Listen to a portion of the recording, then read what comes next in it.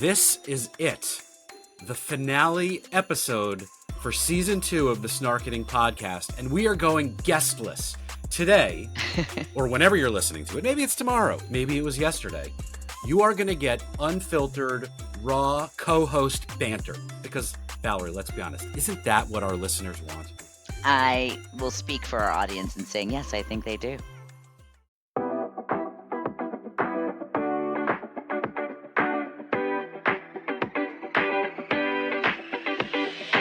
This is the Snarketing Podcast, for marketers, by marketers, talking to marketers with just a touch of snark. Now, here are your hosts, Valerie Vespa and Matt Wurst. So guestless, but not joyless, we are bringing the holiday spirit.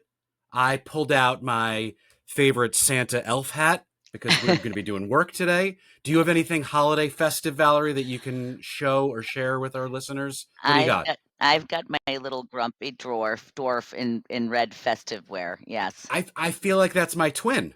Grumpy Santa elf. I mean, that's me.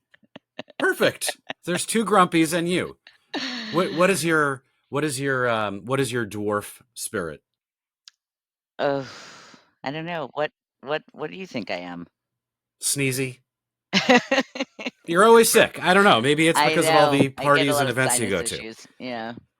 Well, you are well going into the new year? I feel great. I do. Yes! I know. We did it! I know. We're ending on a high note. We'll come back from CES, by the way, with bubonic plague, each of us, right? As we do. But let's not jump ahead too far because we've got an entire year of wrap-up to do in the next fill-in-the-blank number of minutes. Do you think we could do that? So this is like Christmas Eve-ish. I don't know, somewhere between the end of days here this year. Not the end of days forever, but the end of the year. Yep. But we're already hard at work planning season 3, which we'll also talk about. But a lot happened this year. Unless those drones end up being something that will end this this life. I'm not worried about the drones. You want to know here a very quick story. I ordered my son a very expensive drone for the holiday Christmas gift, right? Grandparents chipped in, very high end, like 8-mile radius and super high. And we did this before the whole drone gate happened. We ordered it from this company in China. And it turns out that in November, that company was put on the U.S. Department of Homeland Security watch list, not for any real reason other than the fact that I think people are nervous about China. And now the drone has been sitting in a customs warehouse, and I have no gift for my kid.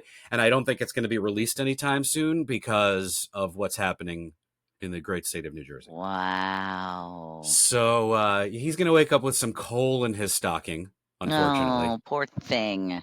But we're trying very hard to get a refund or some. But by the way, this is interesting. Yeah, it's going to be super painful to try and get money back or try and get this thing. So I might be out several $100s, but let's not let that dampen our holiday spirit. Let's get into all the fun we had this year. So Snarketing Podcast turned 2. We had season 1. Just so if you don't remember, we had 14 guests. That was a lot. This year we had 23. Oof. Almost double. Did it feel like work? No, it didn't. I think because the latter part of the season, we heavied up on a lot of our friends. And when our friends come on, I feel it's always fun. So for the audience, if you don't know, we have been getting solicitations from various PR agencies asking to have their own, people on our show. Very flattering, very super amazing. Flattering. I know. But I feel like we're still, in some cases, we're ready for that. In other cases, we're still finding our voice, right? And we want to make sure that the banter with our guests and the quality of the content that they bring is sufficiently snarky. And if we don't know someone, how do we know if they're really snarky? And some of them came and delivered on the snarkiness. They knew what the order was and fulfilled it. Yeah, so I think we're ready for more pitch not strangers, but people we don't know, but who people will know. I think we're ready for more of those in season 3. I Who do is your have to favorite? say, Can you rank yeah. your favorite guests from season 2? Oh my I know it's gosh. like ranking your children, but you only have one, so it's really easy for you. So in this case, I'm going to put you on the spot and say, who was your favorite guest? My favorite, honestly, it it it's Ashley Shapiro. Oh, she was great. Ashley, Ashley, she brought what's one level beyond snark? first of all, her backdrop with that painting, and then she had this like lovely light shining on her face. I just felt like she looked beautiful. Angelic. She did. She looked ethereal and angelic, and then she brought like this edginess and realness to the conversation, which, I do have to admit there's some people, because of the fact that they work for certain organizations, feel a little bit more restricted as far as whether they can truly be themselves. Which is I don't fair. We want to Yeah. make it comfortable. I think there's some people who came in a little bit reserved and then opened up. Yes. Yes. Which was great. Because we're bringing in like this. Look, this is a creative industry. At the end of the day, it should be fun. We are not trying to solve U.S.-China drone diplomacy issues. Yeah. Although maybe that will be the subject of our next podcast. So I it should be interesting. Ashley was great. I thought, if you go back and think about what happened with Ryan Dietert and Influential, the fact that we were on a call with him and doing this recording when his company acquisition actually went through, and that he's was like, a I gotta call you moment. back. I know that we didn't get the recording on it, but we literally were there with him when he's like, I need to call you back. Yeah, it And was he's like, crazy. and you'll be very happy that we delayed this conversation because I'll have a lot more to I say. told you I was hoping that like they were bidding for the naming rights of the Miami football stadium because they are that big. Maybe now they can afford it, but Yeah. I would love it to be like the Influential Stadium, home of the Miami Dolphins. I think that's next. I think that is where we're going.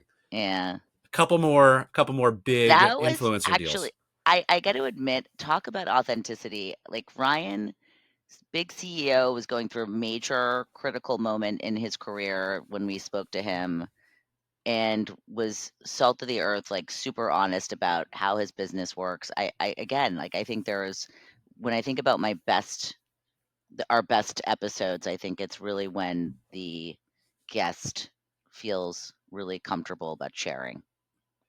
And avoids the buzzwords, avoids the cliche, right? Like when we talked to Lou, I thought Lou also kind of took Bananas. concepts and ideas that have been discussed maybe at a high level and simplified them for me because I'm clearly not that bright.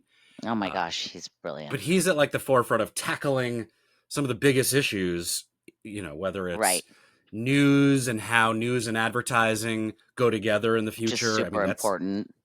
Yeah, we can't let news die. I'm fearful for what could happen in the future. It will all be filtered through different lenses based on how much money you have and what technology platforms you own. So that we have to get richer so we can own our own media platform. That's my goal for 2025 is to buy my own technology company where I can distribute. Well, I mean, we're kind of building it with my company now, but it's you can distribute your own biased opinion and have everyone writing for you. Correct. I want to change the narrative with my own filtered lens. Great. That would take a little bit more I feel like effort. that's been done before, but sure, I'd rather it be you leading the pack. I mean, you don't know. Look, maybe if I become Elon Musk rich, I will become Elon Musk crazy. It's very possible. It seems to be the nature of what happens with power. I mean, we've seen several cases of that as of late. We have to find that middle ground of balance where we're rich enough where we still have like fuck you money, but not super rich where everyone's like, fuck that guy. Right? Yes. We need to be in between the fucks. Yeah, you don't want to be angry rich. You don't want to be like angry mob rich. We want to be, I treat my friends really well and I'm living a great life rich. That is the marketing goal for 2025 for all of us. That's my New Year's resolution, to be just rich enough to be in between, still be likable. Yeah. Write it down on a Post-it. Manifestations of 2025. Yeah. We went to fun places. I think we lead a charmed life that people sometimes complain about, but I certainly don't take for granted. No. That is always fun for me. We get to see each other in real life. We get to see our guests in real life. We did our first live recording in real life, which was the high point of stress for me this year, I and noticed anxiety. that. It was funny because when you're stressed, we're usually in a digital world here on Zoom or whatever this is. And then at ANA's, when we did our live episode, I was fully like adjacent to you in real life, seeing it But the firsthand. aura of anxiety was like, you needed like an 8-foot buffer just to even get near me. No, you managed it really well. I mean, maybe because my husband has severe anxiety, but so I'm accustomed to it. But you were great. We moved a lot of furniture around. That is true. For some reason, for a podcast, we had to have our set just right. I'm not sure why that was so important to me. But yes, it I was definitely very important to you, and I feel like I was really trying to placate you. I was sweating. I may or may not have herniated a disc. Still recovering from that. Dragging marble top coffee tables. You think about the Rosenshingle Hotel, Resort, and Conference Center. That furniture has been there since 1947 because it's too heavy to move, and we tried to move it. The good news is by next year, when we go back to that same area, no one will have been able to move the furniture back, so our set should still be there. I'd be a lot less stressed next year. I'm crying. It's so funny. Should we do more live episodes next year, or can you not handle it? Like, I don't think we should do it at CES. I think that's too crazy. Yeah, that'd be insanity. There's like constant background noise wherever you go. I think we should. I enjoyed it. I really actually loved having live conversations with people. The weird thing about it, and I didn't tell you this at the time, but I packed, my microphone and I packed everything. My microphone looks a little bit, I'm holding this up. It has a phallic nature to it. And in the x-ray machine, as it went through my my carry-on luggage, I remember making a joke to the TSA agent. No, you did not. I did. And I won't say what I said here, but I thought it was a great joke. And no these guys don't have a sense of humor. No one laughed. No, yeah. Don't bring the snark on the plane. Maybe if you were wearing that hat, people would find it more funnier because they. True story. For many, many years, when we would travel on Christmas Day because it's like the best day to travel. Yeah. Right. Yeah. Very few people are traveling, and for me, I'm not going anywhere or celebrating, but going to visit my in-laws or wherever. We travel on Christmas. I always wear this hat, and it doesn't. Again, the people who are working on Christmas, they're not happy to see you no matter what you're wearing. So I tried. There's something amazing about the way in which the hat folds on top of your head that just is absolutely.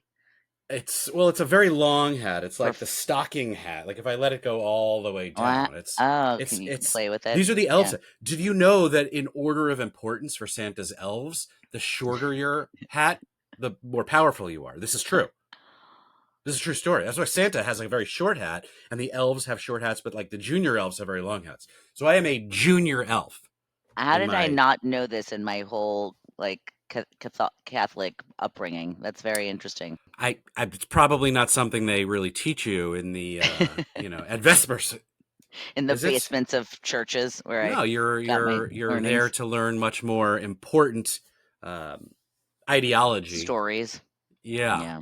But this is a good story. This should be in like the New Testament. I kind of like this vibe you've got going on. Like maybe we should get different colored ones for you. Well, anyway, I don't want to digress, but I do get into the holiday spirit. I've been playing the Light FM Christmas song since Black Friday. I am that guy. I feel we need to in our intro put some like ching ching ching like jingle bells in the beginning, if you don't mind. Note to Al, our best friend and AI announcer, who did not get as much love this year. I think that the idea of having an AI announcer kind of wore off at the end of season 1, and we stopped. He's just like another character in our show. I know. And maybe that's because AI has become so pervasive. I went back and I checked the transcripts. It's the only topic that came up in every episode this year. Does that surprise you? Are you serious? In some cases it was 90%. People were excited to talk about it. In other cases, people were like, yeah, it's just part of what we do. And other people were like, well, if we don't mention AI before the end of the show, we're going to be in trouble. So I'm glad we brought it up here just to keep the streak alive. And you and I will be at CES, where I think there will still be a lot of discussion around AI. But I think at this point, it will be people talking about their experiences thus far utilizing it. Yeah, it's not like, hey, we got to let's be open-minded. We're past that. Yeah. There are real case studies. Again, it is integrated into everything my company is doing, so I don't even think about it. And I have to remind myself as a marketer to be like, hey, we're doing this in a cool way. But I just think people care about the benefits, not the product or the technology, which is classic like B2B2C marketing story. Yeah. Is it making it better? There's something so refreshing if you're anyone that likes to see progress happen quickly in like admitting, realizing that it's needed and moving forward with like finding ways to use it to solve for things. I look back on that the whole like metaverse bonanza that we went on in the media, like around like metaverses and creating unique bespoke places to go and have digital experiences. And I'm like, isn't that video gaming? Like, don't we already have it is, but it doesn't just have to be. It doesn't have to be gaming. It's just but that was the start of it. Yeah. Yes. But video games have been around forever. So like I don't know why it felt like it was like something new, but I don't know. Anyway, whatever. No, look, the virtual world that my kids have been in and I've engaged in as a gamer is not new. But finding relevant ways where like Walmart gets into Roblox, like they got millions and millions of people doing it. I am still not sure what the benefit is other than branding, which there's plenty of benefit to branding and building loyalty in a relationship. But is that measurable over time? And is the ROI of that better than something else they could have been doing? So it's still an opportunity cost that you have to look at. Yes, the novelty was interesting, but you're not hearing about, I don't know, I don't hear about Roblox anymore other than my kids playing it. Do you hear about marketing with Roblox still?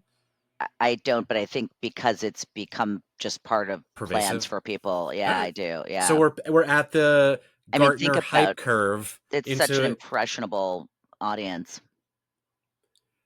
It is. But is that where culture is being created, or where it's being amplified, or where it's just kind of being? It just becomes part of your life. Like my son, I was looking at my son's like Instagram feed, and he was getting like Colgate ads, and it's like, are they just trying to get him to believe in the brand early on, so that when he's purchasing Colgate on his own, is he the toothpaste buyer in your family? Because if so, good for him. You know what, Mom? I'm running out. Do we need any toothpaste? I mean, like Steve Jobs put iPads in 3-year-olds' hands, like, basically once they started to stop crawling and start walking. Like, so like I think there's something to be said about That's true. And now my 13-year-old is an Apple maniac. It's like, Dad, I need a mouse for my laptop. Can we go to the Apple store? It's like, the wireless one. Yeah. Yeah, which okay, but is that you need to go to the Apple store to get a mouse? I could buy one on $5.99 from Amazon. You want me to get in my car and drive somewhere? What is this? 1998? I don't shop in stores. Although I did go to the mall a lot this year. That was another big return. Our nostalgia. Dead. Malls are, oh my God, are malls alive? I probably, if I had like a VIP card for every time I went into a Sephora, like I used to have at Subway or my pizzeria, I would be getting free lipstick at this point because I have been into Sephora at the Roosevelt Field Mall so many times. Yeah, no, Sephora has a great loyalty program. It's just, I'm talking about being there in person, like a punch card. Oh, I know. Yeah. Yeah. But this was definitely a year where my daughter, who got a refrigerator in her room for her cosmetics, became totally connected to social media in a way that honestly makes me nervous, and why, again, what we're building with my platform and my company is so important, like a more direct experience where you don't have to rely on the social platforms, because I think as that acquisition cost and the ROI of social is that gap is getting bigger, that's a big tension point that I think is going to happen. Like, what's going to happen with TikTok? Where are those people going to go? The influencers. I think influencers and creators with brands should be developing content for brand assets on their owned and operated channels for their like that to me is, I think, going to be an interesting direction. We should have talked to Ryan about it 6 months ago, but maybe we'll have him on in season 3. I think that's a very interesting direction, and it lends itself to what you're doing right now, which is exciting. Do you have okay? So let's pivot. We've covered AI, metaverse. We've talked about lots of fun things. Elon Musk, not so fun things. 2025, crazy things are going to happen. New president will change the landscape. Platforms are going to evolve. What are like 3 things, or maybe 5 things, or maybe one thing, if you can't think of any, that you're like, it's percolating in your brain right now as the new year befalls? I am really interested to see what happens with TikTok, because they're seeing their case right now. The Supreme Court is seeing their case right now. So we'll January 19. Yeah. I mean, it's obviously a very divided government, even though there's a majority. The court is packed in one direction, but I don't really know. Part of me feels like there's a lot of alignment as this topic around national security and security and privacy with kids. It's coming to a head. Yeah, but like there's a lot of agreement, right? I saw Amy Klobuchar and Ted Cruz co-sponsoring a bill about being able to take profiles down and have greater control of your social media platforms. Like those two people I've never seen in the same room at the same time. It's a beautiful thing. So at least there's agreement on that. I would love to see, and I don't know that we'll see regulation, but I do think we need to see big changes with these platforms. Otherwise, I don't know. We need them in some ways, but I'm concerned. Yeah. Any target guests you want to put on your wish list? Can I add one more thing that I sorry, of course. No. Another thing that I think with this new changing of administration and just like changing of like what I even see for myself on like Instagram and other social media platforms is like health and wellness, and how does the government get involved with setting a new tone for the health of, I mean, obesity is clearly a massive issue in this country. You know, we allow for certain product in our foods and ways in which our foods are prepared to be allowed and other countries don't. Like what gives? Like what are we, you know, and that feeds into healthcare as well. So I'm just does, but I don't think that's something that our incoming leadership actually cares about. I think that's going to be a tension point where there are brands or companies or private sector leaders who are going to have to step up and lead this change. But I don't expect to see the government as an institution taking charge and helping us become healthier and smarter and more. One of my like favorite functional medicine doctors, Dr. Mark Hyman, he's got a podcast. He's all over the place, and he's done really well for himself. What's a podcast? What's that? Yeah, exactly. He just said he was aligned with RFK and a junior, and I was like, what? So those are 3 dirty letters in my household. As my wife is, God, I can imagine, as rages against the RFK machine. Not a fan, as someone who literally gives out vaccines as a means of preventative health all day, every day to children. You know what? I don't want? The mumps. Why would I want the mumps? Do you want mumps? Oh my gosh, I know. I don't think so. You know why? Because it's terrible. And you know what the best thing that ever happened was? The mumps vaccine. Yeah, I know. Like, I find this weird too. Polio vaccine, the people who are voting for these people were the people who had polio growing up. Like, do they not remember? It was not a good thing. No, not good. So yeah, that what was the outbreak in Brooklyn? There was like an outbreak of something that like because nobody was getting. Well, there is no hipster vaccine as far as I know yet. Fair points. I don't know what the. Thankfully, we got a man bun vaccine a long time ago. So that was... yes. I have that. Mine was genetic. I came with the man bun, antibodies before I was born. So did not need to be vaccinated for that. Anyway, so you were changing topics. I'm sorry. You were I was just based on all of this. Now, like we talked to the CMO of a major health network, which was interesting last year. That was so great. She was lovely. She was amazing. By the way, one of our highest listened to and streamed episodes by like top 3, I think. Paula Blomqvist, right? That was amazing. She has a very vast network, and people really like her, clearly, because they were all over it.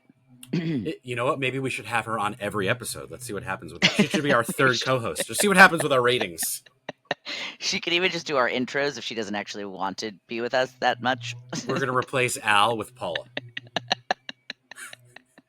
Little does she know, we're going to have to reach out to her people. Maybe she gets a cut of whatever revenue we're making. By the way, can I just say before we end this episode, yes, we had one of the most, if not the most, incredible sponsor and partner this year in Lead Feeder. Great, yeah. And I mean, I knew of the company. I hadn't worked with them previously, but they were delightful. And now, having gotten to know their product, it actually works. You know, I don't have a sales background. I did not know who was coming to my website. As I was building a startup, being able to leverage the value that I could glean from the insights that Lead Feeder can provide. And this is not a live read, you know, I mean, they are a partner, but this is purely just endorsement without a script. It's real. So thank you to the incredible team at Lead Feeder. We love you. We support you. We thank you for your partnership. Thank you, Lead Feeder. You're the gift that keeps on giving. Yeah. So they feed us. Yeah, they do. They do. Not lead. They do not feed us lead, because I hear that also causes problems. Lead Feeder, not lead feeder. Had to make sure we're very clear. LEADFEEDER.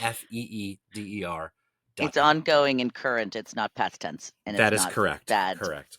metals. Yes. So yeah, any just shoot your shot. Who do you want to get on in season 3, and let's make it happen? All these people's names are coming through in my head, and I want. Okay, well, you go ahead, then I'll go. No, you go. You go first. Okay, I want to settle my score with Vinny from Hershey's. We have something to talk about. We do. Get Vinny. We'll get Vinny. We got to talk. Me and Vinny. That's it. We got to settle. We got to settle this beef, Vinny, once and for all. Does he even know what he's beefing with you about? He probably doesn't remember, but it was definitely one of the most traumatic moments of my year when he called me out from the stage at ANA. So we're going to talk about that. He probably just doesn't even, like for him, it was like swatting a fly. But for me, I was the fly who hit the wall at 1,000,000 miles an hour. I would love to talk. So I want to talk to someone from AppLovin, because AppLovin is the most talked about company, I think, besides maybe like OpenAI, that I heard about this year. I don't want to give that away, but they are like the talk of Wall Street. They are like everyone's unicorn that they want to. It's sort of like McLovin needs to be in their ads when they start to scale. I don't know that they need to do ads. They are post ad at this point. Yeah. But we have toyed with the idea of someone from Elf joining. Oh, we'll definitely get someone on from Elf. Yeah. We need, I mean, it's interesting because you will never see that person's eyes, lips, or face on a podcast. Audience, this is Matt telling me that I need to start reaching out to my friends and getting them on our podcast. I'm not. I'm just I am enamored with Elf for many reasons. As me the too. Father They're of on a rocket ship. 11-year-old girl. I feel like I should own stock in that company. Otherwise, I will just continue to pour money in. I'd rather own as opposed to rent. That's my. I must say, like the products that I do own of theirs are incredible too. It's like not lost on me. Really great stuff. So those are a few. Anyone else? I kind of want to have someone who's really like a celebrity in more of the mass scale way. Like I kind of feel like, I was down at our Basel and I met some celebrities. Like, can I start asking people? Look, we've had some celebrities. I just think they're celebrities in a different way. I think Michelle Fro is a celebrity. No, totally. I mean, she's beyond a celebrity. You mean like Eva Longoria? Like who do you want? Yes, yeah. She'd be great, actually. She's by the way, what an incredible marketer Eva Longoria is. Oh my God, that's the thing. People aren't aware that these people have these side hustles that are incredible, make them more money than even. So in many ways, they are not. In many ways, like acting or music is their side hustle. Correct. That's what I meant. You're right. I mean, like Selena Gomez and Rihanna, how much money do you think they're making from their product lines? Their products like sell out, like they used to sell out, at least. I know, until they got their Fenty first, music second. All right, let's do it. Yeah, so that is, if I'm at CES and I see some celebs, I'm gonna go straight up. I you know me, I was not great at promoting our podcast for quite some time, so now I'm getting a bit more. Okay, you feel the is it comfort, or it's not fear of rejection like mine is? No, it's more like, are we ready to like be like real time? And I feel like we are. I think we're medium time right now, but we could soon be big time if we get Eva Longoria. So let's do it. Okay. All right, that's our plan. So as we wrap up, any final thoughts on season 2, Valerie? What's or just the year? I gotta tell you, as far as the podcast is concerned, I really loved the diversity of the people we had on, and I just love this community. I think it's so rich. I think people are so passionate about it, and they have so many opinions, and I love people who care. And so it's just this part of my life, and being able to do this has been so special. And thank you, Matt, because you always make me laugh, and I know that you, to the core, are like such a wonderful human being. So it's great to be able to do it with you. And I'm being serious, and you're looking at me like, you're not ending on a snarky note, so I feel like I need to step up my snark. But I do feel like, I mean, you said 3 things. You said our community, you talked about our content, and you talked about our connection.